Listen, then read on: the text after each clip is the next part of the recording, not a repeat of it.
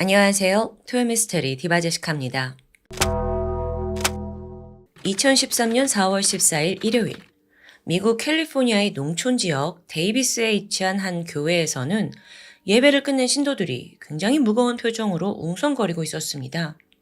왜 그랬냐면 이 교회에서 정말 독실한 신도이자 주일 예배를 한 번도 빠진 적이 없는 한 장로 노부부가 그날따라 전혀 모습을 보이지 않았기 때문이었죠. 그들은 87살의 남편 올리버, 그리고 76의 아내 클라우디아였습니다. 심지어 이날 남편 올리버는요, 평소에 활동하던 시니어 밴드 공연까지 예정되어 있었어요. 이전부터 주기적으로 연습에 다 참석했는데 행사 당일날 아무 말 없이 교회에 나오지 않은 겁니다. 이분들이요, 나이가 지긋하신 분들이라 책임감 없는 행동을 할 리가 없거든요. 뭔가 심상치 않다는 걸 느낀 신도들은 자녀들에게 이 사실을 알려줬죠. 이어서 딸이 부모님 집에 전화를 겁니다. 응답이 없어요. 그리고 몇 시간 후에 이번엔 아들이 손자와 함께 집을 찾아왔고 문을 세게 두드렸죠. 하지만 집안은 고요하기만 했습니다. 결국 같은 날 저녁 가족들의 신고로 이 노부부의 집에 경찰이 출동합니다. 도착한 직후에 먼저 집 밖을 수색하던 경찰의 눈에 수상한 것이 감지됐죠. 방충망이 찢어져 있더라고요. 이거 너무 불길하죠.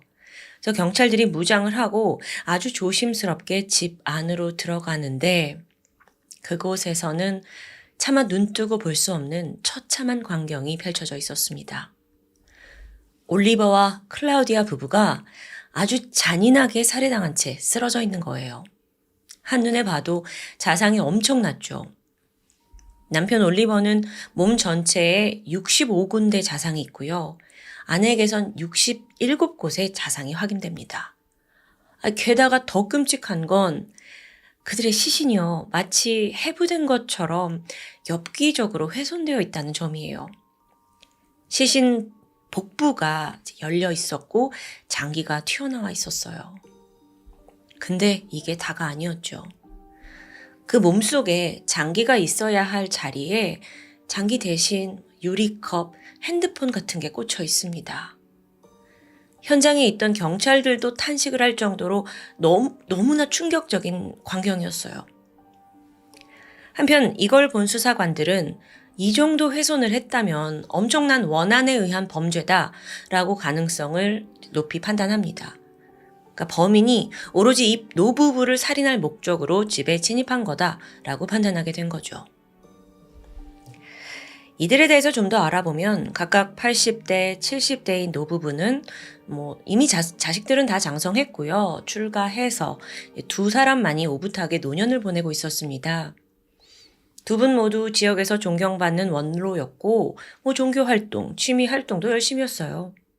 조금 특이한 점이 있다면 두 분이 재혼을 한 거라서 양쪽의 자식들 다 합치면 8명이에요. 대가족이죠. 며느리의 사위까지, 손주들까지 오는 날이면 집이 북적거렸고 또 사이가 좋아서 웃음이 끊이질 않았어요. 가족 간의 갈등, 이웃과의 갈등 전혀 없었죠. 아니, 이런 노부부한테 누가 원한을 품고 이런 살인을 저지르냐고요. 수사는 미궁으로 빠져들었습니다. 왜냐하면 주변에 용의자가 나오질 않으니까요. 중요한 단서조차 없습니다. 예를 들어 지문이나 발자국 이런 게 한 개도 남아있지 않아요. 그런데 조사를 하던 와중에 노부부의 손자 한 명이 정신분열증을 앓고 있다는 사실을 경찰이 알게 됩니다. 바로 이때 이게 워낙 시신 훼손 정도가 심하니까 이거 혹시 정신질환자의 범행 아니야? 라고 의심을 하던 차였어요. 그렇게 노부부의 손자인 토니가 용의선상에 오르게 되죠. 이때 토니의 아버지 로버트는 무슨 말이냐, 내 아들은 결백하다 주장을 합니다. 그리고 아들과 함께 12시간에 달하는 경찰 조사를 받게 돼요. 이때 이제 변호사를 선임하지 않은 채 아버지가 직접 진술을 돕게 되는데요. 그 이유에 대해서는 아들이 너무나 결백하니 변호사 필요 없다라고 생각을 한 거예요. 하지만 상황은 예상과 다르게 흘러갔습니다. 사건 당일 로버트가 하필이면 아들과 함께 살고 있는 집의 카페트를 스팀 청소했더라고요. 이게 굉장한 우연의 일치일 수도 있지만 수사관들의 눈에는 수상합니다. 거기 지우고 싶은 게 있어서 청소했나 싶은 거예요. 게다가 토니가 그렸던 그림 한 점이 발견되는데 이 그림이 좀 기괴합니다. 칼을 든 소년이 두 명의 사람 곁에 이렇게 서 있는 그런 그림이에요. 그러니까 경찰 눈에는 이게 뭔가를 의미하는 것 같잖아요. 당연히 가족들은 억울함을 호소했죠. 토니는 생전 할머니, 할아버지와 굉장히 가까웠고 절대 폭력적인 아이가 아니래요. 그래도 경찰은 계속 토니를 의심하면서 집중 추궁을 합니다. 그런 시간이 이어졌지만 사실상 마땅한 혐의점은 발견할 수 없었어요. 그렇게 토니는 간신히 용의선상에서 제외되죠. 하지만요, 여러분, 이 모든 과정들이 토니에게는 굉장히 견디기 힘든 시간이었습니다. 그렇잖아도 정신분열증이 있는데 거기에 이제 조부모 살인자로 몰아가니까 버티기 힘든 거예요. 결국 그는 심각한 우울증을 호소하다가 사건이 벌어진 지 3년 후에 극단적인 선택을 합니다. 남겨진 가족에게 닥친 또 다른 비극이었죠. 아니, 그렇다면 이 모든 것의 원흉, 진범은 누구일까요? 사건 발생 2달이 지나게 되는데 경찰은 여전히 갈피를 잡지 못하고 있었어요. 그러던 중에 아주 뜻밖의 곳에서 실마리가 발견됐죠. 911에 걸려온 전화였습니다. 여보세요? 발신자가 앳된 목소리의 남학생이에요. 한참을 망설이다가 하는 말이 혹시 익명이 보장되나요? 이어서 그는 지난 4월에 이 노부부 살인사건에 대해 제보할 게 있다고 합니다. 자신이 범인을 알고 있다고 말했죠. 그의 주장에 따르면 범인은 다니엘 마쉬입니다. 놀랍게도 15살인데 제보자와 같은 학교에 다니는 친구래요.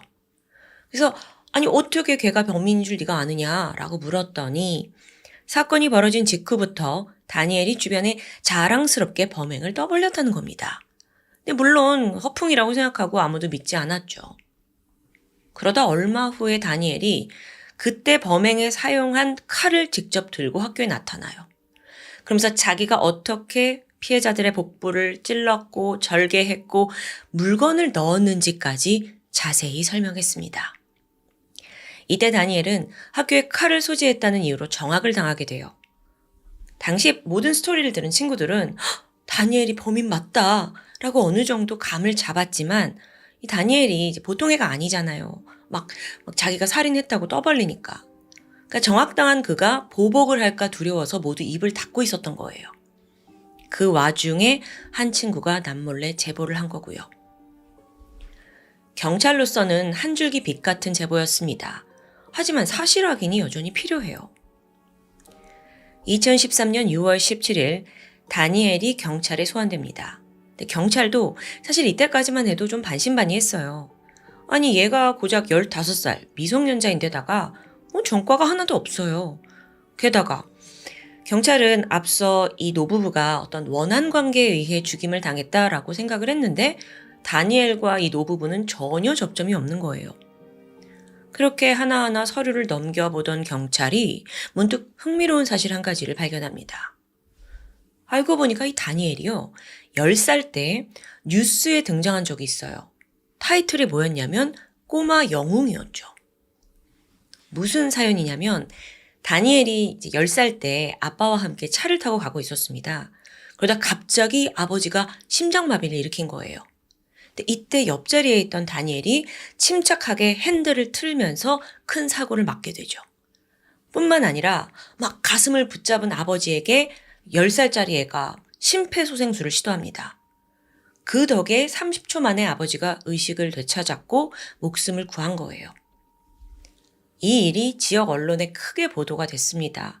다니엘이 꼬마 영웅으로 불렸고 또 적십자회에서 표창까지 받았대요. 그러니까 이런 것만 봐도 애가 좀 똘똘한 아이인 것 같죠? 그런데 다니엘이 엽기 살인 사건의 범인일 수 있을까? 그래서 경찰도 앞서 그 토니를 잘못 짚은 것처럼 이것도 혹시 헛다리 짚는 거 아닌가 생각했어요. 하지만 앞서 제보의 내용은 꽤나 상세했습니다. 또 신빙성도 있었고요. 그래서 경찰이 여러 가지 방법으로 다니엘을 추궁해요. 막 권위적인 모습을 보였다가도 다정한 아빠 친구 같은 말투로 막 애를 달래는 거죠. 이 조사에 베테랑 형사뿐만 아니라 FBI 특수요원까지 합세했을 정도예요. 하지만 다니엘은 범행 자체를 완전히 부인합니다. 아니, 더 정확하게는 형사님, 저처럼 어린애가 어떻게 그런 짓을 저질러요? 오히려 황당하다는 반응이에요. 조사 도중에 막 눈물을 흘리기도 하고요. 그러자 경찰이 마지막 수단인 카드를 꺼내들었어요. 그건 바로 제보자의 녹음본이었죠. 자, 너 이거 한번 들어봐라 하고 탁 틀자 순간 다니엘의 반응이 급격히 돌변합니다. 눈빛이 흔들리더니 손에 땀이 나는지 막 꽉 붙잡고 있어요. 그리고 녹음본을 다 듣자마자 그는 고개를 숙이고 마는데요. 조사가 시작된 지 3시간 30분 만의 일이었습니다. 그리고 그때부터 그 누구도 알지 못했던 다니엘이 오랫동안 숨겨온 본능을 꺼내놓기 시작하죠. 뭐라고 하냐면, 형사님, 저는요, 어릴 적부터 원래 사람을 죽여보고 싶었어요. 이걸 너무도 천진난만한 표정으로 말을 하니까 조사관도 순간 놀랬을 정도예요. 다니엘에 따르면 그가 10살 때 부모님이 별거를 하게 됩니다. 부부가 워낙 사이가 좋지 않았다고 하는데 특히나 아버지가 좀 욱하고 폭력적인 성격이었다고 해요. 어머니가 이제 별거를 하고 나서 바로 새로운 사랑을 찾게 되거든요. 근데 또 그 상대가 아는 사람입니다. 바로 다니엘의 유치원 선생님이었죠. 이 과정들을 지켜보던 다니엘은 부모님이 헤어지게 된 게 그 선생님 때문이라고 여기게 돼요. 그때부터 선생님을 죽도록 미워하기 시작했죠. 더 나아가서 매일 밤 아주 구체적으로 선생님의 목을 그어서 죽여버리는 상상을 하기 시작합니다. 아니, 꼬마 영웅이었잖아요. 그런 꼬마 영웅이 밤마다 이런 섬뜩한 생각을 하고 있으리라고는 아무도 상상조차 하지 못했죠. 11살이 되면서부터 살인 충동은 걷잡을 수 없이 커졌습니다. 막 컴퓨터 검색을 해서 사이코패스, 소시오패스, 연쇄살인마 이런 정보를 막 찾아내요. 그리고 그들을 동경했죠. 또 범행 방식도 습득하기 시작합니다. 이때부터 다니엘은 아주 기이한 습관을 하나 갖게 되는데요. 누군가를 이렇게 만나면 일단 머릿속으로 저 사람을 내가 어떻게 죽이지? 상상하게 된 거예요. 자, 여기까지 다니엘의 이야기를 듣던 FBI 요원이 잠깐만 하고 대화를 멈추게 돼요. 그리고 물었죠. 그러면 너는 날 어떻게 죽일 생각이었니? 그러자 다니엘이 한치의 망설임도 없이 말합니다. 넥타이를 메고 계시네요? 넥타이로 목을 조른 다음에 저기에 있는 거울에 얼굴을 쳐박을 거예요. 그 다음 깨진 유리로 당신 몸을 자를 거고요. 이제 FBI한테 그 앞에서도 막 이렇게 거침없이 말을 하는 거예요. 섬뜩하죠. 본격적으로 10대 사춘기가 된 후에 얘가 또 술과 마리화나에 손을 대요. 뿐만 아니라 막 거식증, 우울증에 시달렸고요. 결국 정신병원에 한 달간 입원을 하게 되는데요. 그 치료 과정 중에서 이제 새로운 약물을 투여받게 됐대요. 근데 증세가 얘가 되게 빠르게 호전되는 거예요. 바로 또 퇴원 허가가 나왔죠.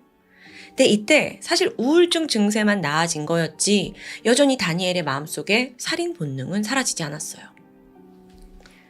이때 또 한 가지 일화가 있는데 다니엘이 이제 퇴원을 한 후에 학교 상담사를 자기가 직접 찾아가요. 그러면서 저는 사실 어떻게든 친구들을 좀 죽이고 싶어요. 이걸 낱낱이 고백을 하는 거예요. 이걸 들은 상담사가 얘 안 되겠다. 위험하구나 싶어서 경찰에 알렸거든요. 근데 웬일인지 그 어떠한 조치도 취해지지 않았습니다. 경찰로서는 얘가 정신병원도 가고 우울증도 있고 했으니까 잔혹한 상상을 좀 좋아하는 애일 뿐이다. 고작 14살, 15살이 무슨 범죄를 저지를 수 있겠어? 이렇게 안일하게 생각한 거죠. 완전히 빗나간 예상이었습니다. 그 해부터 다니엘은 길고양이를 죽이기 시작해요. 잠깐이나마 자기 살인 본능이 좀 해소되는 듯 했어요. 하지만 여전히 부족했죠. 더 이상 참을 수 없던 그는 2013년 4월 14일 새벽 2시 은밀히 밤거리로 나섰습니다. 아래 위 다 검은 옷으로 무장한 채 장갑을 꼈어요. 그리고 이때 신발 바닥에 테이프를 감았죠. 그간 연쇄살인마들을 공부하면서 배운 건데 족적을 남기지 않기 위한 철저한 행동이었습니다. 그렇게 다니엘이 막 동네를 돌아다니면서 타깃을 물색해요. 주로 대문이나 창문이 열려있는 집을 찾아 헤맨 거예요. 그렇게 하나하나 확인한 집이 무려 40-50채 정도 됩니다. 그러던 중에 마침 창문이 훤히 열려있는 한 집이 눈에 들어왔어요. 바로 노부부 올리버와 클라우디아의 집이었죠.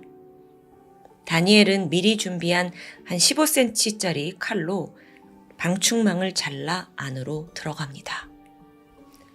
가장 먼저 향한 곳은 노부부가 잠들어 있는 침실이었습니다. 쓱 하고 방문을 열어보는데 노부부가 아무것도 모르고 코를 골면서 자고 있어요. 근데 이때 다니엘이 그들이 자는 모습을 아주 싸늘한 표정으로 한 10분 정도 말없이 지켜봅니다. 이때 그는 어떻게 하면 이들을 더 잔인하게 죽일 수 있는지 상상하기 시작했죠.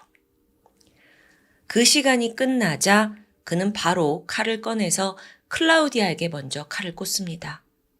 아내가 비명을 지르면서 옆에 있던 남편도 깨어나요.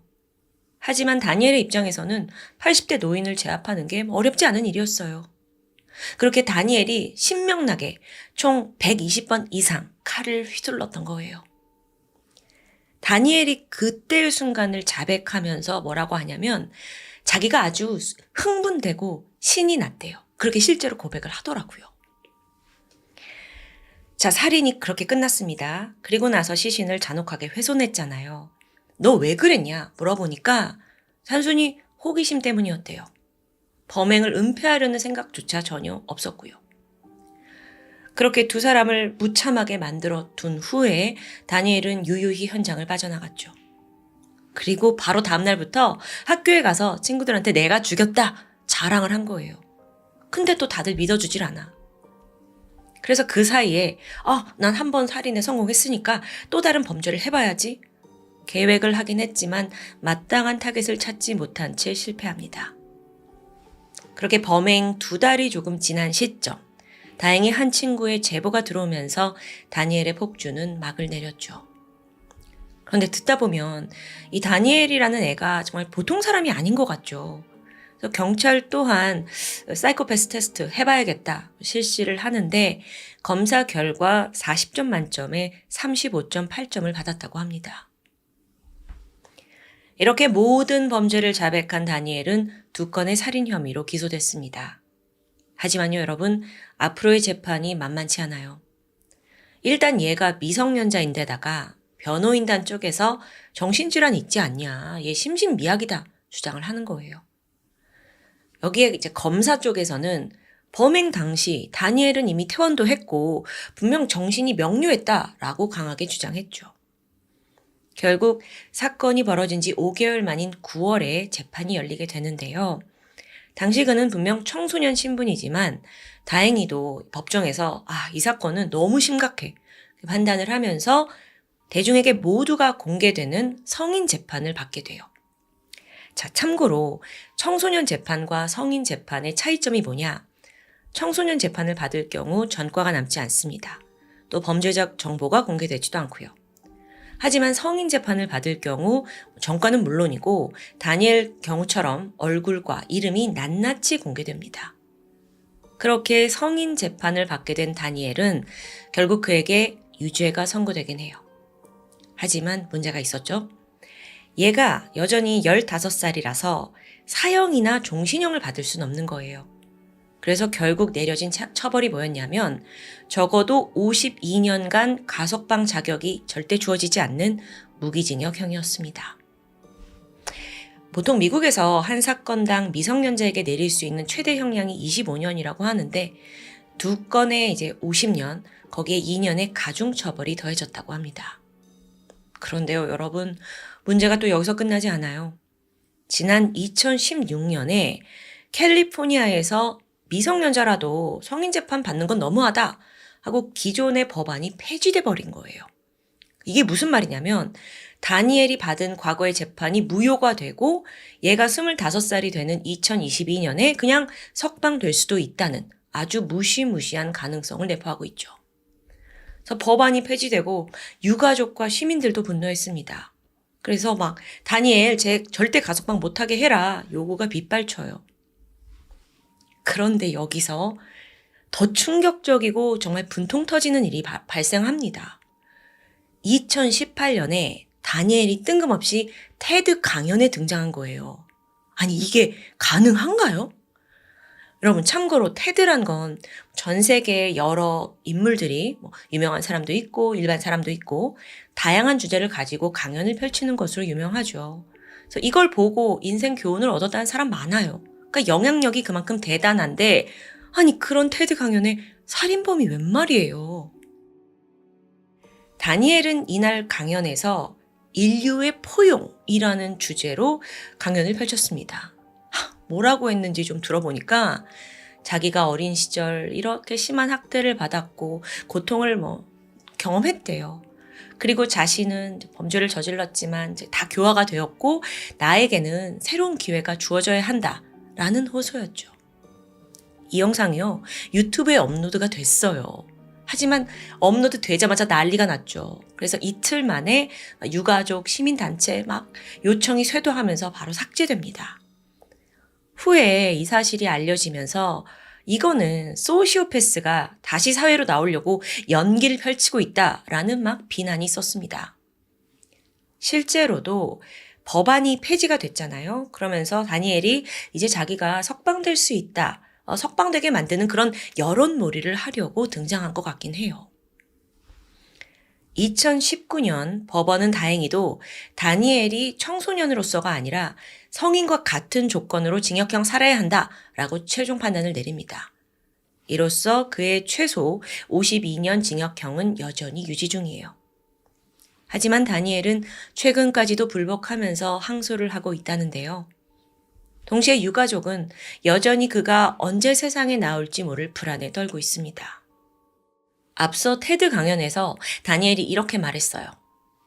이 세상에 악한 사람은 없습니다. 세상엔 오직 상처 입은 사람만 존재해요. 글쎄요. 그런 말을 살인자가 하니까 좀 우습다고 느껴지는 건 저만의 생각일까요? 지금까지 토요미스테리 디바제시카였습니다. 안녕하세요. 토요미스테리 디바제시카입니다. 여기 제발 좀 가석방 시켜달라고 절절히 호소하는 한 유명 범죄자가 있습니다.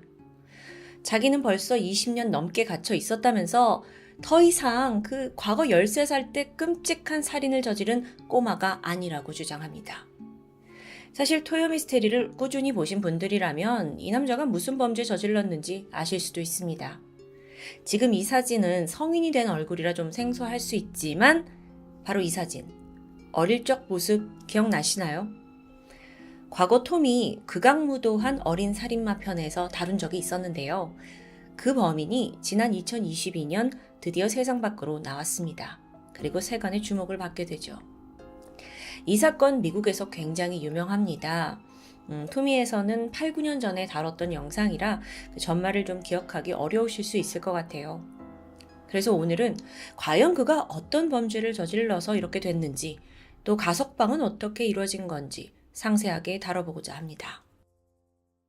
과거 1993년 8월 2일 미국 뉴욕주에 있는 인구가 채 1000명도 되지 않는 작은 마을 사보나에서 전국을 떠들썩하게 만드는 희대의 사건이 벌어집니다. 그 발단은 먼저 4살짜리 금발머리 소년 데릭 로비가 평범하게 그날도 엄마의 배웅을 받으면서 아침에 집을 나서면서 시작됐어요. 아이는 집 근처 공원에서 열리는 여름 캠프에 참여할 예정이었죠. 이 행사가 아침부터 오후까지 다양한 레크레이션 활동을 하고 돌아오는 그런 일정입니다. 근데 데릭이 4살이잖아요. 그래서 사실은 엄마와 동행을 하는 게 맞아요. 근데 하필 이날 사연이 좀 있었죠. 아침 내내 어린 동생이 계속 울음을 멈추지 않는 겁니다. 그 탓에 엄마는 정신이 하나도 없었고요. 이걸 보고 있던 데릭이 아주 의젓하게 말했죠. 엄마, 저 혼자 갈 수 있어요. 사실 공원과 집은 매우 가까운 거리였습니다. 그래서 엄마 도린도 아유 그래 뭐 한 번쯤은 괜찮을 거야 라고 생각을 했고 도시락통이 든 가방을 아이에게 건네주면서 오늘 한번 혼자 가보라고 네가 잘 갔다 오면 너무 자랑스러울 것 같다고 마중을 했고요. 그렇게 대릭은 신나게 공원 쪽으로 달려갔죠. 그런데 아들이 집을 나서고 얼마 후 화창했던 날씨가 금방 막 먹구름이 끼기 시작합니다. 또 빗방울까지 떨어져요. 이 아기 동생을 어느 정도 달랜 엄마가 갑자기 혼자 나간 아들이 걱정이 됩니다. 비도 오니까 행사가 취소가 될 것 같은데? 라는 생각도 들었어요. 그래서 아이를 데리러 곧장 집을 나서게 되죠. 그렇게 캠프에 도착을 했는데 거기서 엄마는 청천벽력 같은 이야기를 듣습니다. 아이가 아직 오지 않았다는 거예요. 아침 11시 대릭의 실종 신고가 접수됩니다. 경찰들 총출동해서 집 근처 공원 곳곳 다 샅샅이 수색합니다. 아이가 길을 잃은 걸 수도 있고 혹은 납치? 긴급한 상황이에요. 수색이 이어지고 있었죠? 그런데 신고 4시간 만에 엄마가 전화 한 통을 받습니다. 공원 근처의 작은 숲에서 대릭이 발견되었는데 사망한 상태라는 겁니다. 엄마는 하늘이 무너지는 듯 했어요. 왜요? 내 아들이 왜 죽었는데요? 추 조사 결과 대릭은 외상과 질식으로 인해 사망한 것으로 추정되었습니다. 지금 보시는 이 사진이 당시 경찰이 시신 발견 현장을 그림으로 기록해 둔 겁니다. 그 현장에 따르면 범인은 길을 가고 있던 아이를 숲으로 유인을 해서 목을 졸라 살해한 것으로 보이죠. 그런데 그 이후에도 이 아이의 머리에다가 커다란 바위를 내리쳤어요. 그러니까 외상이 있었던 거예요. 이 아이 대릭 시신 옆에는요, 엄마가 아침에 싸준 그 도시락 안에 싸준 바나나가 막 뭉개진 채 발견이 됐고요. 또 아이가 신고 있던 운동화가 시신 옆에 나란히 놓여 있었습니다. 그런데 가장 특이했던 점이 하나 있습니다. 아이의 몸에 무슨 끈적한 액체가 묻어 있는 거예요. 알고 보니까 그건 대릭이 간식으로 싸갔던 쿨에이드라는 음료수였죠. 아니 이게 왜 몸에 이렇게 남아있을까? 경찰이 분석을 해보니까 범인이 살인을 저지르고 나서 의도적으로 아이의 시신 위에다가 이 음료수를 부은 것으로 보입니다. 갑작스러운 살인사건, 이 평온했던 작은 마을이 한순간에 공포에 휩싸였어요. 집집마다 문 다 걸어 잠그고 정말 한동안 길가에 어린아이 모습을 볼 수 없었죠. 그리고 이때 타미 스미스 역시 문을 걸어 잠궜습니다. 더구나 그녀의 아들 13살 에릭 스미스는 그 사건 당일 피해자와 같은 여름 캠프에 참여했습니다. 자칫하면 내 아들 에릭 또한 피해자가 될 수 있었잖아요. 그래서 엄만 두려운 거죠. 그리고 그때 그녀는 아들에게 물어봐요. 너 여기 사고 난 거 알고 있지? 너 혹시 그날 뭐 수상한 사람 본 적 없니? 근데 여기에 에릭은 아무것도 본 게 없다고 대답했죠. 그런데 바로 이 순간 엄마의 눈에 평소와는 좀 다른 느낌이 전달됩니다. 이 질문을 받고 답을 하는 에릭이 좀 불안해하고 있더라고요. 그래서 엄마가 혹시 얘가 뭘 봤는데 말을 못하나? 협박을 당했나? 걱정이 됩니다. 한편 경찰은 피해자 주변의 여러 이웃들을 인터뷰하면서 범인의 실마리를 찾고 있었습니다. 그러다가 사건 발생 3일 뒤에 같은 캠프에 참여했던 에릭과도 인터뷰를 하게 되죠. 에릭이 뭐라고 하냐면 그날 아침 저는 자전거 타고 한 3-4바퀴 정도 신나게 공원 주변을 돌고 있었어요 라고 해요. 수상한 사람은 전혀 보지 못했다고 진술하고요. 그렇게 경찰이 넘어가려는 순간 에릭이 뜻밖의 이야기를 꺼냅니다. 제가 생각해보니까 그 애를 제가 본 것 같기도 해요. 이건 무슨 소리예요? 그러니까 자기가 막 자전거를 싱싱 타고 가던 중에 건너편 반대 방향으로 지나가던 그 4살 대릭을 봤다는 겁니다. 이건 아주 중요한 증언이에요. 예상치 않은 목격담이잖아요. 그러면서 수사팀의 이목이 다 에릭에게 쏠렸죠. 자, 그러자 에릭의 반응은 좀 들뜬 듯 했어요. 그래서 제가 그날 뭘 봤냐면요 하고 막 이야기를 쏟아냅니다. 아이는 피해자 데릭, 그 꼬마가 입고 있던 티셔츠와 도시락 가방이 어떻게 생겼는지 정확하게 묘사했습니다. 그런데 이걸 잠잠히 듣고 있던 경찰이 의문을 가지게 되죠. 건너편에서 자전거를 타고 달리면서 여기까지 기억을 한다고? 더구나 이 에릭은 평소 시력이 안 좋아서 두꺼운 안경을 끼고 있었거든요. 이게 가능한가? 뭐 어쨌든 경찰로선 에릭이 그날 더 뭔가를 목격했을 수 있잖아요. 그래서 아이야, 마지막으로 피해자를 본 곳이 어딘지 우리한테 정확하게 지목해달라 라고 말하게 되죠. 근데 이때 에릭이 돌연 태도를 바꿉니다. 막 화가 난 듯 막 입술이 떨려요. 지금 내가 걔를 죽였다고 생각하는 거죠? 그래서 경찰도 당황을 해서 아니다 진정하라면서 에릭에게 음료 하나를 건네게 되는데 아이가 그걸 받자마자 화들짝 놀라서 던져버려요. 그게 바로 쿨에이드였습니다. 사건 현장에서 나온 것과 동일한 제품이죠. 여러분, 이거 사실 미국에서 굉장히 흔한 제품이에요. 어린 아이들이 자주 마시고요. 근데 에릭이 보인 이 반응은 마치 무슨 트라우마? 아니면 두려움이 있는 것처럼 느껴집니다. 경찰은 직감했어요. 이거 있구나. 그때부터 경찰은 에릭을 데리고 상세한 진술을 유도합니다. 에릭이 피해자를 마주쳤다고 한 바로 그 장소 가서 상황 재현해보기도 하고요. 또 에릭이 자전거를 타는 모습도 녹화해서 이걸 분석합니다. 왜냐? 자전거를 타고 가면서 이걸 진짜 볼 수 있어? 그랬더니 예상대로 아니요, 피해자 옷, 도시락통까지 그렇게 상세하게 목격하는 건 불가능했어요. 8월 8일, 사건 발생 6일이 지난 시점인데 지금 돌아가는 게 상황이 심각하잖아요. 이걸 인지한 에릭의 가족들이 13살 아들을 앉혀두고 대화를 시도합니다. 엄마는 절대 너를 혼나지 않을 거다. 그러니까 그냥 네가 본 거, 아는 거 솔직히만 말하면 된다라고 막 간청을 했죠. 아들아, 거짓말은 나쁜 거야 하면서도요. 그러면서 또 지금 죽은 그 아이 데릭네 엄마도 네가 솔직히 말해줘야 더 슬프지 않는다라고 끈질기게 설득합니다. 그랬더니 망설이던 아들이 결국 입을 엽니다. 미안해 엄마. 내가 그 꼬맹이 죽였어. 가족은 아이의 손을 잡고 경찰서에 갔고 바로 죄를 자백해요. 대체 왜 13살 소년이 겨우 4살 된 데릭을 살해한 걸까요? 그게 동기를 너무도 알고 싶은데요. 참 이 사건이 특이해요. 에릭이 끝까지 살해 동기를 제대로 자백하지 않습니다. 대신에 범죄 전문가들이 오랜 시간 그의 심리 상태를 분석하게 되는데요. 그 결과 아마도 어릴 적부터 가지고 있는 열등감 그리고 자격지심에서 이 범행이 비롯되었을 거라고 추측합니다. 아니, 근데 아직 13살밖에 안 된 애가 살인까지 저지를 만한 열등감, 자격지심이 도대체 뭐였을까요? 사실 에릭은 태어날 때부터 조금 남달랐습니다. 보통의 아이들과 생김새가 달라요. 네, 그거는 에릭의 엄마가 임신 중에 약물을 잘못 복용한 게 원인이었죠. 어떤 특이점이냐면 에릭이 태어날 때부터 유난히 좀 처지고 말려있는 귀를 갖고 있었어요.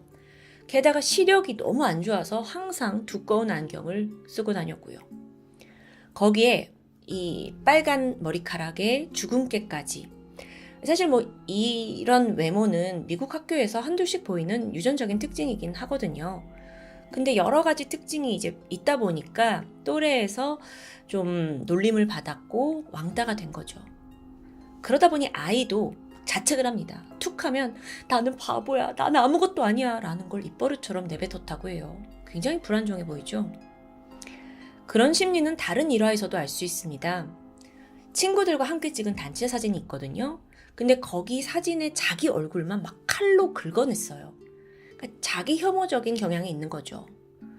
그래서 이런 감정이 막 계속 쌓여 있었던 건지 에릭은 좀만 억울한 일이 생겨도 막 화를 주체하지 못하고 주먹 쥐고 막 부들부들 떠는 행동을 보였습니다. 그러다 어느 날 자신의 여동생을 공격해요. 이게 어쩌면 그 또래에게 괴롭힘 당하면서 막 분노 쌓아오던 걸 드디어 그냥 만만한 여동생한테 푼 게 아닌가 싶은데요. 자, 아이는 이렇게 평소 폭력적인 모습이 있었습니다. 그래서 경찰 또한 에릭이 이런 비슷한 방식으로 죄 없는 데릭을 공격해서 살해한 거다라고 추정하게 되죠. 1993년 9월 2일, 사건이 일어난 지 딱 한 달이 되던 날 재판이 시작됩니다. 에릭은 비록 13살 미성년자예요. 근데 뉴욕주에서는 살인이 성인 재판으로 다뤄진다고 합니다. 이 어느 정도에 따라서 이게 주마다 좀 다르다고 하는데요. 어쨌든 에릭의 변호사 측은 아이가 정신질환을 앓고 있다. 이건 무죄다. 라고 주장합니다. 그래서 이걸 또 증명해내기 위해 에릭이 광범위한 정신검사를 받게 되거든요. 근데 그가 보여준 그 폭력성에 대해서 딱히 설명할 만한 원인은 전혀 밝혀지지 않았죠. 더구나 사실 이 사건엔 더 충격적인 부분이 있는데요. 에릭이 이 4살짜리 꼬마 소년을 살해한 것뿐만 아니라 성적 학대까지 한 게 밝혀집니다. 그렇게 추가 범행까지 확인한 뉴욕주, 어떤 판결을 내렸냐? 가차 없었어요. 에릭에게 최대 무기징역형, 그런데 미성년자인 걸 감안해서 수감을 쭉 하다가 9년이 지났을 때부터 2년에 한 번씩 가석방의 자격이 주어지긴 한다라는 판결이 최종 선고되죠. 이걸 듣고 피해자 가족들, 유가족의 고통은 너무 울분이 막 쌓입니다. 무기징역을 받긴 했지만 아니 9년만 있다가 얘가 잘 행동하면 지금 다시 나올 수도 있다는 거잖아요. 정말 유가족들이 잠을 이루지 못했어요. 내 아들 죽인 놈이 겨우 9년? 분통 터지니까요. 심지어 9년 후에 2년마다 그 악몽이 되풀이됩니다. 그렇게 가석방 심사가 있을 때마다 에릭은 나는 이제 변했다. 내 죄를 깊이 반성하고 있다라는 입장을 계속 표명했습니다. 유가족에게 사과도 했고요. 그나마 다행인 건 법원이 그에게 쉽사리 가석방의 기회를 주지 않았다는 겁니다.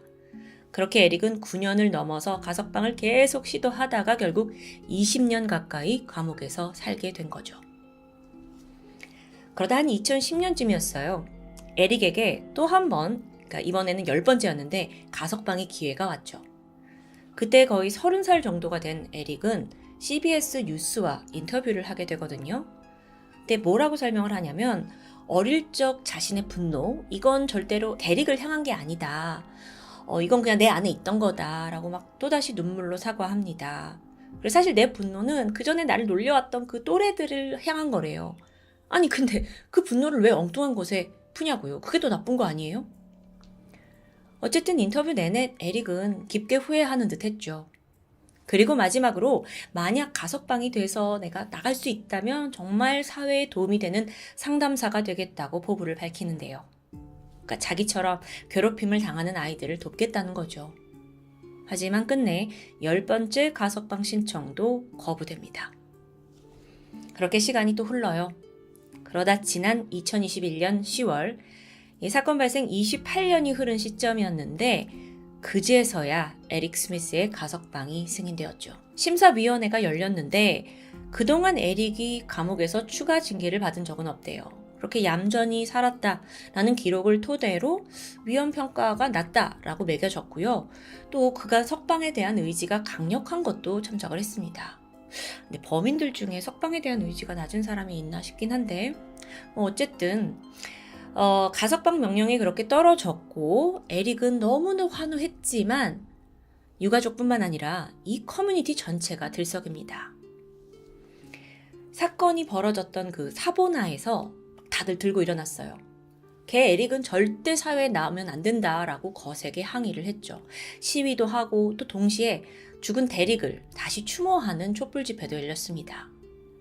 이게 왜 그 사보나 주민들 반발이 이렇게 심했냐면 에릭이 석방되고 나서 나는 어린 시절 살았던 사보나에 살 것이다 라고 그 희망사항을 밝혔기 때문이에요. 주민들 난리 났죠. 절대 안 된다면서 반대를 했고 그래서 이게 워낙 거세기 때문에 가석방이 승인된 후에도 결국 에릭은 바로 나오지 못하고 시행이 좀 지연되었다고 합니다. 이런 차가운 반응에 에릭은 계속적으로 나는 더 이상 위협적인 사람이 아니다 라고 항변합니다. 28년, 29년 복역을 했고 더 이상 13살 그 꼬마 살인마가 아니라는 거죠. 또 인터뷰 때도 진지하게 나한테 정말 기회를 주면 나는 내가 어떤 사람인지 증명해 보이겠다. 이 사회의 자산이 될 거다. 라고 자신합니다. 마침내 2022년 2월 에릭 스미스는 자유의 몸이 되었습니다. 그리고 현재 사보나 마을이 아닌 뉴욕 퀸즈에서 살아가고 있는 것으로 전해지는데 도저히 고향으론 돌아갈 수 없었던 거죠. 과연 앞으로 그에게 어떤 삶이 펼쳐질까요? 그렇게 굳게 약속했던 것처럼 놀림받고 힘들어하는 아이들을 상담해주고 도와주고 사회에 빛을 내는 인생을 살 수 있을까요? 미국에서 이 사건이 발생했을 당시 참 대단했습니다. 13살 소년이 4살 소년에게 저지른 참혹한 범죄였기 때문입니다. 그렇기 때문에 석방이 된 후에도 에릭의 삶은 일거수일투족 주목을 받고 있어요. 전해지는 바에 따르면 이 에릭이 이제 여자친구까지 사귀면서 나름 새로운 가정을 꿈꾸고 있다고 전해집니다. 물론 이 사람도 버티고 이 삶을 살아야겠지만 이 소식을 들은 유가족들은 어떤 마음일까요? 왜냐면요, 그 에릭이 꿈꾸는 미래는 고작 4년밖에 살지 못하고 죽음을 맞이한 대릭에게는 결코 꿈도 꾸지 못할 삶이기 때문입니다. 과연 에릭 스미스는 앞으로 어떤 행보를 보일지 정말 궁금합니다. 지금까지 토요미스테리 디바제시카였습니다.